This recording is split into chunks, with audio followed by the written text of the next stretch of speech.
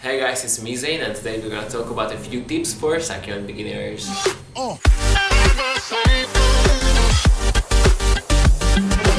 Okay, so if you're a succulent beginner, you might find succulents a little bit challenging, you know. There can be some cute plants, there can be some not so good looking plants. So if you're a beginner with succulents, here I am and I will help you with some beginner tips and with some basic ideas about keeping succulents healthy and alive. Okay, so my first tip, which is like really important, the drainage hose on the bottom of the pot. It's one of the most important things when you're keeping succulents, because the drainage hose actually helps the water to drip out from the pot and from the soil, and that's actually very helpful for succulents because succulents don't need like really moist conditions all the time. So having a drainage hole on the bottom of your pot is a must. That will help prevent root rot and a lot of things. So the next tip is the cactus soil and the succulent soil which you are using for your succulents. Now, why is the soil so important?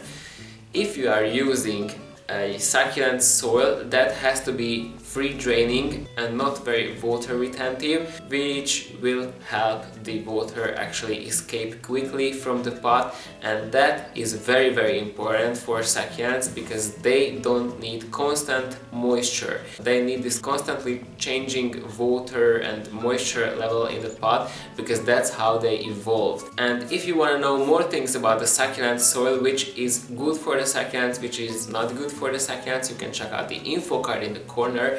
Okay, my next tip is watering. But before I start to talk about watering, check out the info card. I have a very good explanation video about watering succulents, how you have to do that, when to do that, and things like that, so check that out. But basically, the main idea about growing succulents and watering succulents is that you allowed to water your succulents again if the soil has completely dried out. It's not enough if only the top part of the soil is dry, the inside of the actual pot has to be dry as well. And if you reach that point when the whole soil is actually completely dry, you are safe to water it again. Okay, the next important thing is light. Succulents need a lot of light. Actually, a lot of succulents need a lot of light, but there are some succulents, for example the jungle cactuses or other types, which don't need as much light. Most of the succulents need a lot of light, and actually you can see the effects of light on your succulents. If your succulent is not getting enough light, it will grow very tall and it will have long stems, but if it's getting too much light, then you can see burning leaves and things like that, and that's not good again.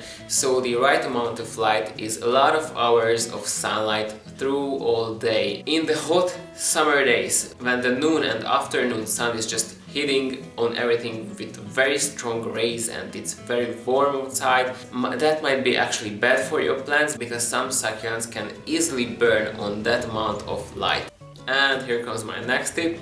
Temperature. Normal, regular room temperature is actually good for your plant. You don't have to fuss about that at all, but there are some specific types of succulents which are actually winter growers, so they feel good and grow in winter when there are colder temperatures. And there are actually two types of succulents. There are some succulents which can actually withstand the frost and freezing conditions, for example the sempervivums or some sedums. There are some succulents which are for example the echeverias and haworthias and these other types of succulents. They don't like freezing temperatures, and the main rule is that you have to provide at least 5 degrees Celsius. There are some succulents which are hardy down to 10 degrees Celsius, but if you are providing these winter temperatures, the plant will go into winter rest phase. It won't need as much water. And my last thing, watch out for pests on your succulents. There can be some bugs which really like to suck out the moisture from your plant. And the most common pest for succulents is the mealybug. Oh, how I hate them. I get mealybugs like every winter, and it's actually pretty easy to take care of them. You have to find a little piece of cotton ball or dip it in alcohol and just remove the mealybug with that alcoholish